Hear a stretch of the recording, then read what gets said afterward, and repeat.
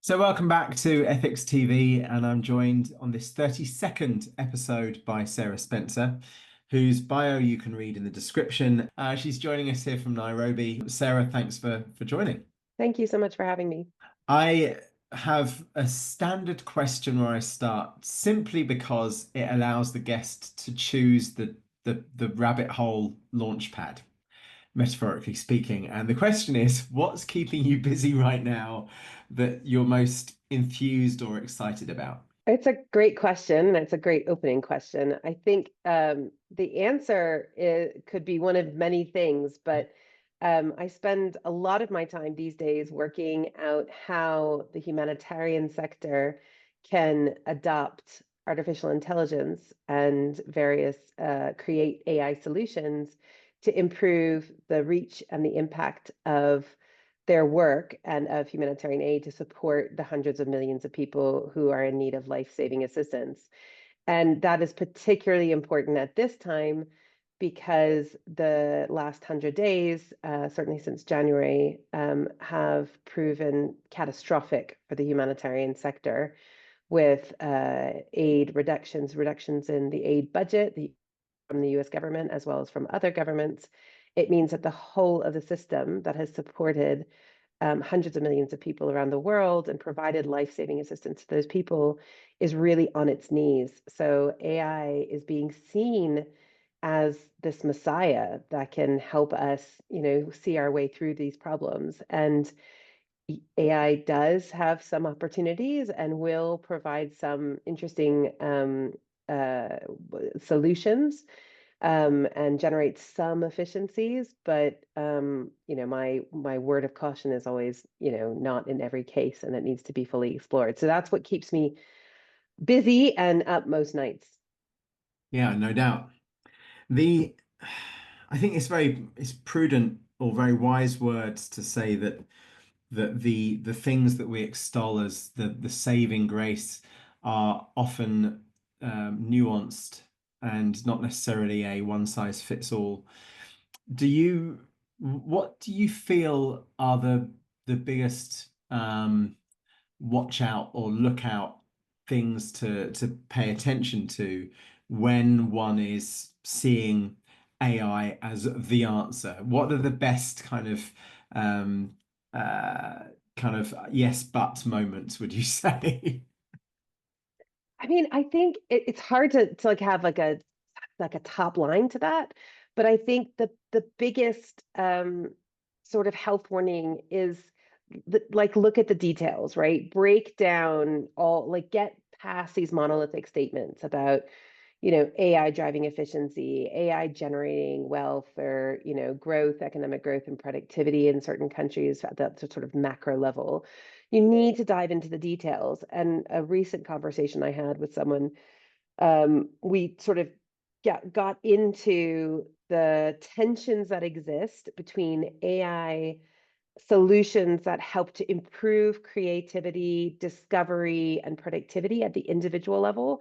And those cases are out there, right? Google DeepMind is doing great work. There's lots of firms doing things that are incredible and will have um, cascading impact across our benefits for the whole of humanity.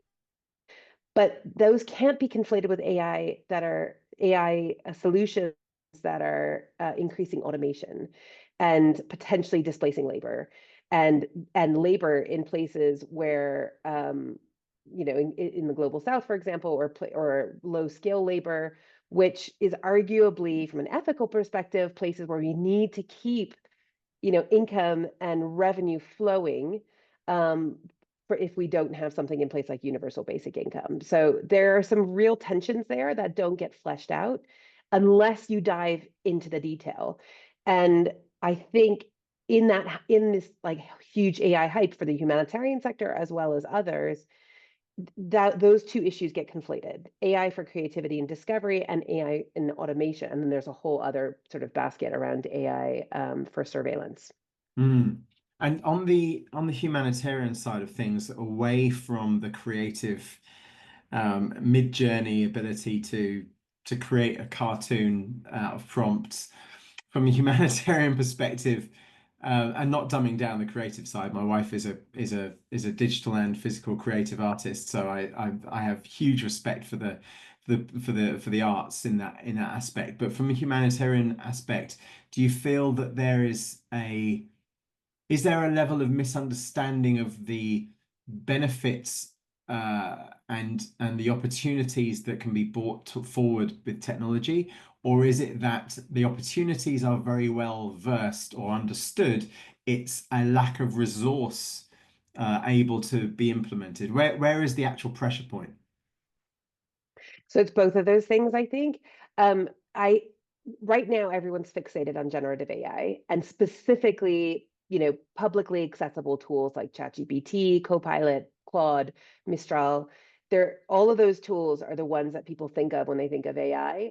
In AI in the back end of social service and public service delivery can be transformational. So if you think about automating warehouse management, supply chain management, getting, loads of humanitarian supplies and goods, relief items, whether that's plastic sheeting or, drugs and food supplements, trying to be more efficient about how we move that stuff around the planet could save loads of money, right? And that's not really ever being considered. It's not very sexy to talk about. It never makes the front page of the papers.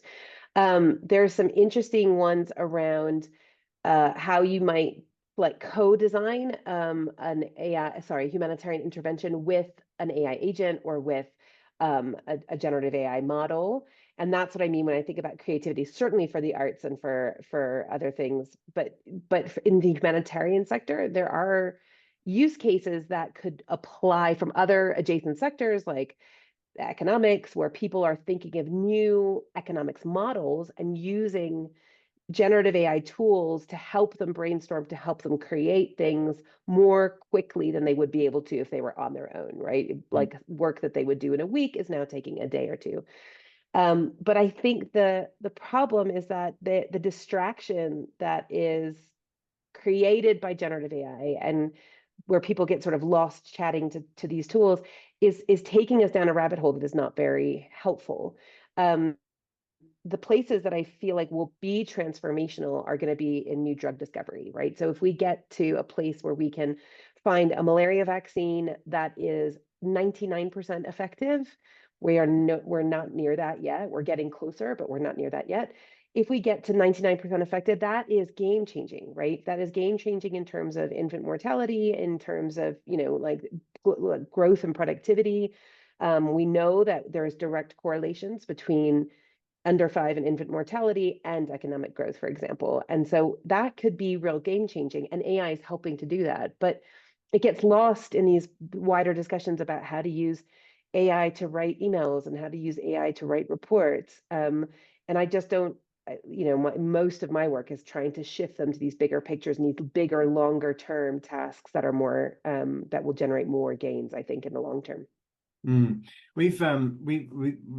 My company Self has a business aspect to it, which we're quite quiet about, which enables a completely air-gapped private AI system specifically for highly regulated or sensitive industries where you just can't train a large language model using patient data or individual finances or legal records.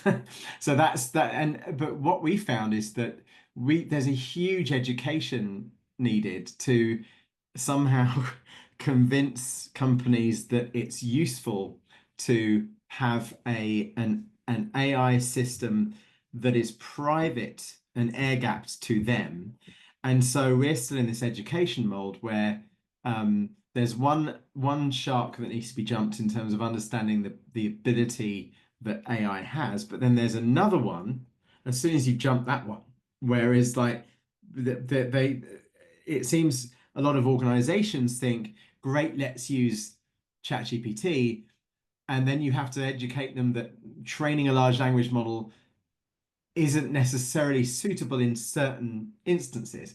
And we find that extremely taxing to get over. So from an ethical standpoint, is part of that in which systems would be the most sensitive to the use case? Are you inside that kind of cycle that we're trying to educate people in. 100%. Yeah, 100%. I think there's a couple things that resonate in what you said. The first is that AI has a cost, and it's not like there's this free tool. There's obviously the back end costs for building ChatGPT and all of the different models that exist out there from different companies. So there's an environmental cost, there's a human cost, there's the data labeling that happened, there's all of the back end and the human and environmental inputs that were required to build those models in the first place. But AI has an additional cost, right? And the additional cost is one that sort of social justice actors or public service actors have a hard time seeing in like up front and straight away, because these tools are publicly available, largely free, or integrated into platforms and softwares, operating softwares and systems that we have on our computers. And it costs time and money to fine tune a model or to layer APIs onto them your specific use case. The data has a cost to it. Who owns that data? Who has consented to having their data used to train models? I've seen like mental health chatbots that are being, that are based, are grounded in, rooted in ultimately OpenAI's large language models. And that data is going right back into the finely tuned model that this agency is running to improve the service or improve the improve the delivery of the care of the system. And are people clear that that's happening, and have they consented to their data being used in that way? The other question that is really like at the forefront of my mind is, who is consented to AI or to machines at any point, algorithms playing a part in these decision-making processes, whether that's about resource allocation and saying that we need more food or medicine in X country or X subnational region or this town or this population. I know of some cases where AI is being used to help vet and run through data to identify which individuals are more eligible for third country resettlement at an individual level, right? So in Europe and North America, there is a growing movement to argue for a human-based decision. So if you're, applying for university, if you're applying for public benefits or welfare, people are saying, I don't want an AI or an algorithm making that decision for me.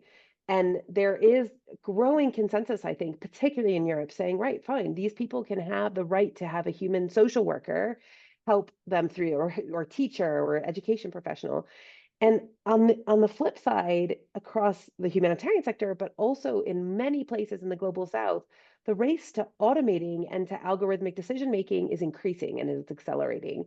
And that to me brings like a real tension here. Why do we think that's okay in some parts of the world, but in other parts of the world, we are arguing that humans should still be really driving that decision? And then there's something else in your comments around sort of the company versus the customer, right? So in the case of social services and public services, which the humanitarian system is really all about, the customer doesn't have enough agency or power or voice in the system to go elsewhere, right? They can't say, right, I'm opting out of that. I'm opting out of, the Red Cross's services or, the UN's relief. They get what they get. And this is where the power dynamics are really different. So in the private sector, a company can say, we have the right to choose from all of these different solutions that are being pitched to us, whether they're third party, and someone's, taking like ultimately technology that doesn't belong to them, fine tuning it and then selling it on. The company has the choice to decide which one works best for them. And if it doesn't work for them and their profit margins, they can go elsewhere, right? But the dynamic is so different in public and social service delivery. And this is where what gives me tremendous pause when we think about the integration of AI into these ecosystems or into these sectors, because they are largely around these sectors exist because of a notion or a fundamental belief in social justice and human rights. And so therefore the tension is really like present, right? You're talking about efficiency and value gain and capture and all that stuff versus ultimately rights-based work and social justice movements.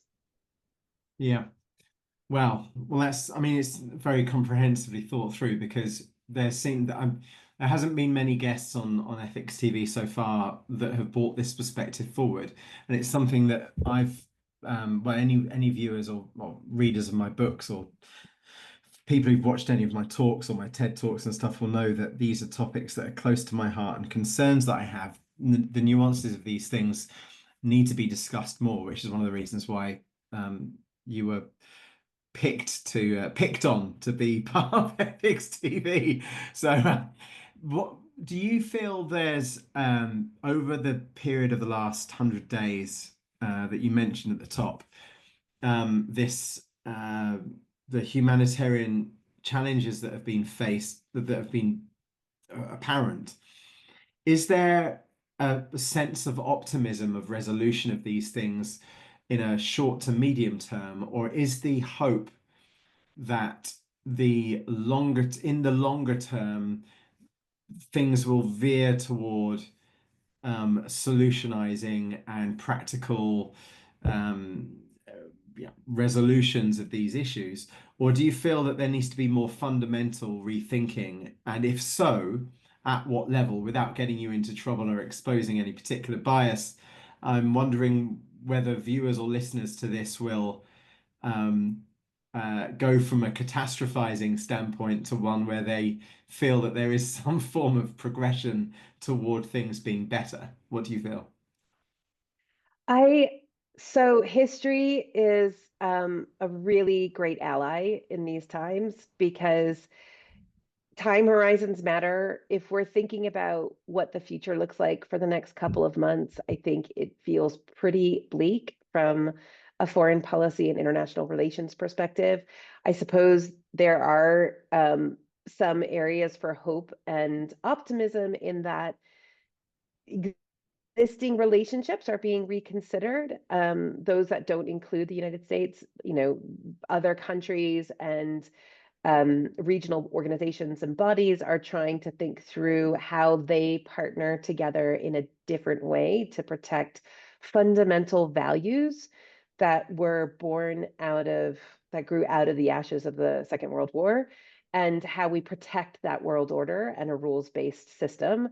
And I think that is become like so urgent. Those questions about how to protect that system have become all the more urgent, and they have been challenged for the last, I mean, arguably the last couple of decades, certainly in the last 5 years, 10 years, but it's so urgent now. And so that gives me a little bit of optimism because I think people are really waking up to that. Certainly at the strategic level and at the global level, that's always been on people's minds. But from the general public, people are really cluing into sort of foreign policy and international relations issues that they might not have always tracked.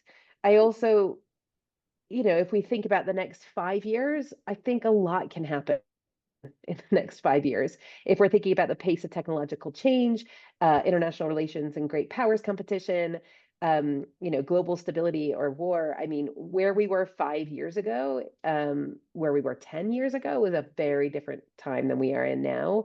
So that in some ways gives me a little bit of hope. And this is where history is a great friend, because if you look backwards, we had some pretty bleak moments, certainly in the global north, but even the rest of the world in terms of, global poverty, malnutrition, mortality rates. I mean, things were bleak 100 years ago.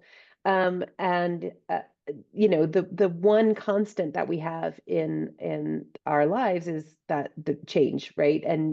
And so the opportunities for people to mobilize and be motivated by what's happening, and the reduction and the pressure and the push on not only people's individual rights and civil liberties, but their existence and their lives, like we're seeing in multiple conflicts around the world. That should be a real galvanizing feature for people. People should be like out in the streets and protesting. I've seen that happening. I was in the United States a couple of weeks ago, and there were loads of protests there for multiple different reasons, right? Lots of people protesting for many different reasons. But this is where I hope we start to reclaim the rights that we fought for, right, and have gained in liberal democracies, to say, well, now this is the moment where they're being challenged. Liberalism is being challenged, so let's try and protect it and reclaim it in a way that it deserves, frankly. Well, I fully agree with that. I mean, my entire life's work is to reclaim our digital sovereignty away from the grasps of what I believe to be um, pernicious and at worst rapacious technology firms that are fueling their trillion-dollar market caps by our personal and private data. So I couldn't agree more in terms of the reclamation. But it does lead me to an adjacent point, which is if in doing good we use tools that are um, potentially not necessarily as moralistic as the thing that they're being used for, um, there are different schools of thought from a philosophical standpoint. There's the Machiavellian Prince school of thought, which is the needs, the ends justifies the means, which is like you can't make an omelette without breaking eggs. It's like, sure, yeah, there's these firms that are in court every day for human rights abuses, but ultimately we can do so much with it, therefore it's worth it. There's that one end of the spectrum. The other end of the spectrum is to do the most good, the entire supply chain that generates the benefit should be questioned from through an ethical lens. Where do you sit on that spectrum? And if you and I know it's an almost impossible question, but how much attention is given to the intricacies of the ethical value of the supply chain that enables the benefit? It's such a good question, and I'm smiling because I have a couple of you know lecturers and educators, professors at Cambridge who have consistently, brought up virtue ethics and Kantian like deontological ethics and rules-based utilitarian normative ethics as well. And I think those are not things that people in public policy normally talk about. Certainly when we think about tech policy, those are normally conversations that happen at academic institutions. But I think you're getting right to the very kernel of the issue at play. Is it all about utilitarian ethics and the greatest good for the greatest number and maximizing that value? I think that's a really core belief amongst a lot of technologists. I think there is just like it nets out. It's sort of like it fits into a certain way of thinking. It fits into like Excel and coding. Like, it works. It's mathematical. So I think it's one that a school of ethics that specific industry leans towards more comfortably than deontological ethics Yeah. and Kant and thinking about rules-based ethics. And this is again where things around human rights and social justice really comes up against that, because social justice movements aren't about greatest good for the greatest number. They are about countering the tyranny of the majority and trying to understand that the underserved and the marginalized voices and disenfranchised voices need special protections and need additional assistance and may even need an additional leg up, and like hence this big battle around DEI that's raging in the United States but also has like global ripple effects. I do think there is something to be said about this sort of corporate authoritarianism. Like there's a lot of talk right now about this political authoritarianism from certain heads of state and certain governments at the moment. But there is something about how the corporations that are not necessarily regulated in the way that we think they should be regulated, and checked in the way that we think they should be checked, are leading to this sort of authoritarian state as well, or contributing to an authoritarian existence. And there was a conference in February around in the lead up to the AI Action Summit in Paris, hosted by Stuart Russell and his new organization. And Joseph Stiglitz, the Nobel laureate in economics, was there, and his one of his really important points to your comments was that that $1 trillion company is not a sign of success; it's a sign of a market failure. It's a sign that we have failed to regulate monopolies in the way that we should be, and the way that come back to our values, right? And I think all of those things around sort of ethical frameworks as well as government regulations and controls. And on top of that, the relationship that we hold important between citizen and state, all of those things are being intertwined and mixed and mingled and not discussed as individual trends in the way that we should be discussing them so that we can see our way through them. And the last thing I'll say is that this challenge around corporate authoritarianism and the like greatest good for the greatest number is really like undermining or degrading this relationship between citizen and state and the social contract that exists. Going all the way back to like Max Weber, right, and thinking about with the monopoly on violence, and we give up certain liberties and freedoms to the state to get something back in return.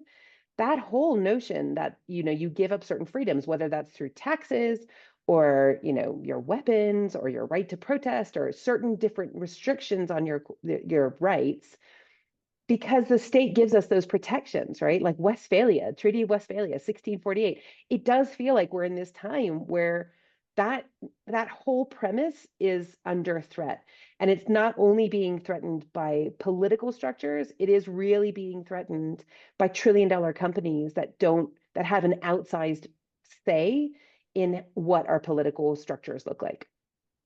I could not agree more, word for word. And the to if needed any further emphasis of the final point there, um, even the fact that to get into the room where there's a decision about using a particular piece of technology is almost improbable for anyone other than one of the $1 trillion technology companies, which is devastating for the little people, us like innovators who are in ethical technology, because it's you, you it's not called Microsoft, therefore who are you, or it's not IBM, or it's not Google, and that's and even the other firms are actually populated by people who were in those firms, and then they get billions of dollars from the other firms. And from a British standpoint, it's what we would call the old boys network, or the gentleman's club kind of, and from an Oxbridge or Oxford Cambridge Etonian perspective, there's this kind of this inner sanctum where it's jobs, as the patriarchal version is jobs for the boys, and the technology industry seems to be very much along those lines. But from a wider perspective, from what you're saying, is that there is an ethical, or at least, yeah, let me not conflate this too much. There's a philosophical difference between a utilitarian perspective of what's the greatest good at the outcome, and there's the ontological first principles ethics, which is from a microscopic viewpoint across that value chain. And in that camp, but I have been since I studied philosophy at school and then at college, because my I I am also a fan of history, in terms of the fact that it doesn't necessarily repeat, but it rhymes. And if you look at the rise and fall of empires, there are moments in time where we become quite postmodern, in terms of our postmodernistic cultural view of the media becomes the message, and the Instagram feed becomes our identity, and the comparison to our Kardashian determines our suicidality, and we generate this postmodernism, and within a system that George Orwell would have said was the Big Brother, and various writers would call different things, and we become obsessed and glued to these machines and screens and noise works, and one of two or three things happen. One is that we become gradually disenfranchised with the artifice of it all. I'm starting with my optimistic view. The second is that other solutions become more apparent, that become better for us, and we feel more attracted to for one reason or another, and therefore the kind of the path course correction happens because of an alternative. So the first one is an intrapersonal rebellion. The second one is an interpersonal alternative. And the third is we get even further into the rabbit hole, the deeper addiction to it. And the downside of the dystopia outcome becomes more and more and more apparent. We amuse ourselves to death, and we are, as David Suzuki says, we're hurtling towards a brick wall, strapped into a car and arguing where to sit. So that's the least opportunistic version at the end. Where do you sit on those? Where do you feel things go from now? Right. There's a lot in there. And I mean, the first thing to start at the beginning, the first thing is that I think if we can expand the marketplace and if we can create additional options that help us opt out of certain uh, technologies, but equally certain values that corporations themselves have, that gives us a window, right? That gives us a glimmer of light at the end of the tunnel, in my mind. Um, and I sort of, again, I've haven't lived in the United States for a very long time, but I was there recently and thinking about how smaller companies, it's harder and harder to find smaller companies that offer similar services or products outside of technology, really, like bakeries or, cars, or everything feels as if there is like this movement towards conglomeration. And that creates fewer options, or that leads us to fewer options for the consumer, or the customer. And coming back to humanitarian aid, that is a real challenge, right? That creates dynamics where the ultimate end user is pinholed or painted into a certain corner to use a certain product, whether that's technological or not. And that's a problem, right? So to come back to Stieglitz, we need that free competition. We need an open marketplace. We need to make sure that we can reduce monopolistic tendencies. The second thing, to the like, are we hurtling towards a brick wall? It comes back to whether or not we think corporations can ascribe or identify what our collective values are. And I guess as a proxy measure for that, I would say like it's mixed. I think there are some values driven corporations. The work that like Patagonia has done recently, there are some B Corps out there that have really tried to center what they perceive as values grounded in social justice and human rights. And like pull that in through to their business plan, pull that through to their product development and delivery. But that's not happening everywhere. And certainly for the bigger firms, it's hard to see a sort of ray of sunshine there, because I think in the same week, I think it was the first week of February, it was the same week that the executive order came out from the White House around diversity, equity, and inclusion.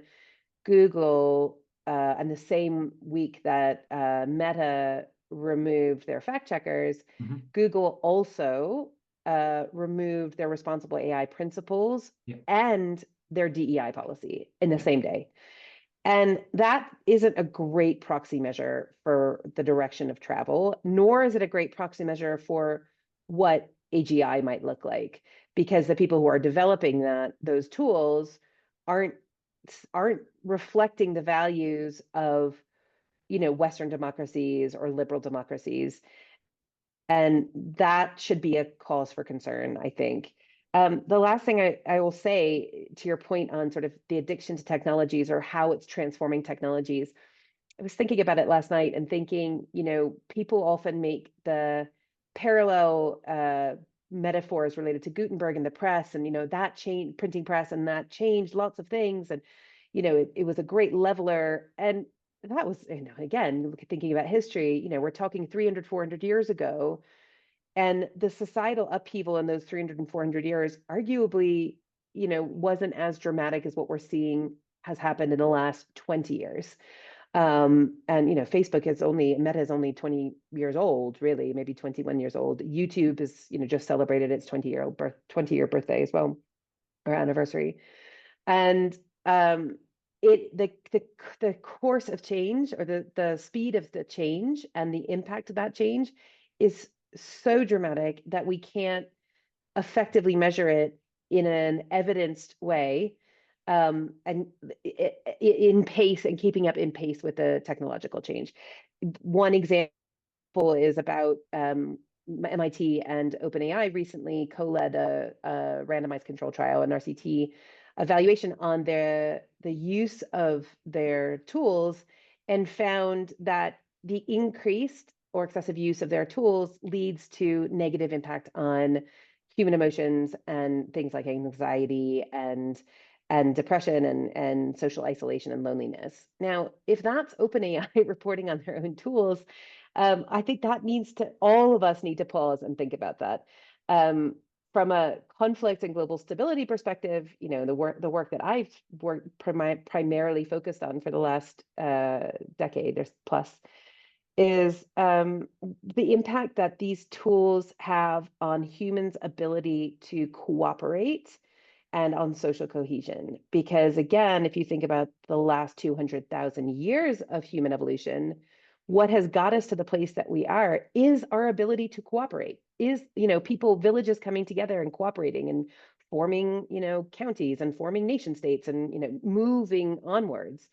And there is evidence to suggest that the increased use of tools, technological tools, including LLMs and generative AI, is having a deleterious impact on social cohesion and our ability to cooperate. And that is the thing that should be giving us pause. It's not like, well, are we so self-obsessed and selfies, et cetera? It's that we don't want to have those difficult conversations anymore with your partner or your boss or your neighbor, because you can get this like a validating relationship that is constantly, giving you that like positive feedback all the time from your AI agent or from your chatbot. That isn't the sort of hard talk or tough love kind of conversation that you might have with an actual human. And that, to me, to your point about the brick wall, that is like the boiling frog syndrome that we're in right now, right? It's not going to be like, oh, we're going to end up in the Matrix or Blade Runner tomorrow. It's how much are we ourselves the problem, and how much are political and social systems the real problem, and then injecting this technology into those dynamics and those power dynamics that exist, corporations, governments, society, but also interpersonal relationships and our ability to relate to each other. I mean, on that point, if you think about the sort of loneliness epidemic in the UK, it's often talked about quite a lot. Oftentimes the solution, well, the question is, why are we lonely? Why are humans lonely? Oftentimes the answer is, issues related to technology. And yet the solution proposed is a technological one versus let's go and find time to spend with each other, with other humans. So, I'm mixed on sort of where we're going in the future, brick wall or not, but the proxy measures that I suggested don't give me huge amounts of optimism, but it doesn't mean that there's not time for us to change that direction.